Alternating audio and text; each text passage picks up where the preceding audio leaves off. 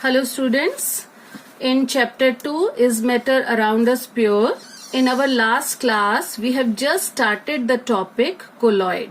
So we understood what is a colloid. We have studied the example of milk in water, ink in water. So now how can we define colloids? So just see, colloids are heterogeneous mixtures. As I explained in my last class that they look like homogeneous, but actually colloids are heterogeneous mixtures.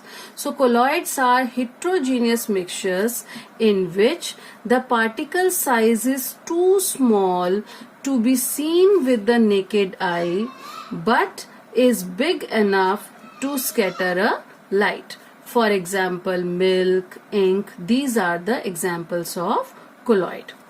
Now, what are the properties of a colloid?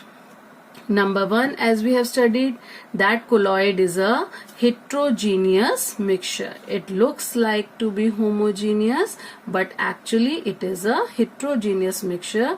Particles are not so uniformly mixed in the solution. Now, the second point is its size. Size of colloidal particle is more than true solution, but it is less than suspension. So, size is too small to be seen by naked eyes. Now, the third characteristic is particle size is big enough to scatter a beam of light. We are saying that particle size is more than true solution but less than suspension. We cannot see the particles by our naked eyes, but the particle size is big enough. It is sufficient to scatter a beam of light passing through it and make its path visible. The next property of colloid is stability.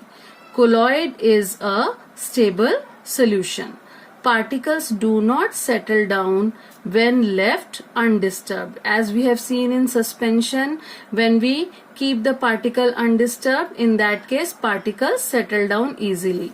But in case of colloidals, particles do not settle down when it is left undisturbed. It means that colloids are stable. Now the next point is they cannot be separated by filtration.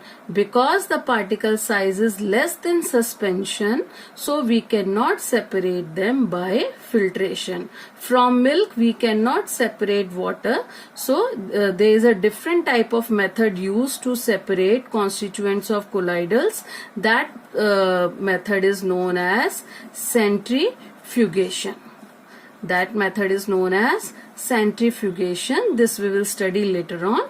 So let me finish the colloids. So we have studied that colloids, constituents of colloids cannot be separated by filtration method. Now the next topic is components of a colloidal solution. As we have studied in the starting of mixture, the components of true solution. What we have studied, the components of solution were solute and solvent. Now here the name changes. Here the components of colloidal solutions are dispersed phase and dispersing medium.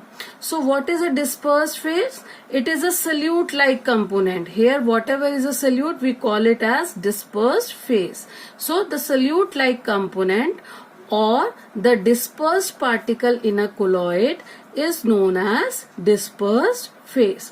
And what is a dispersing medium?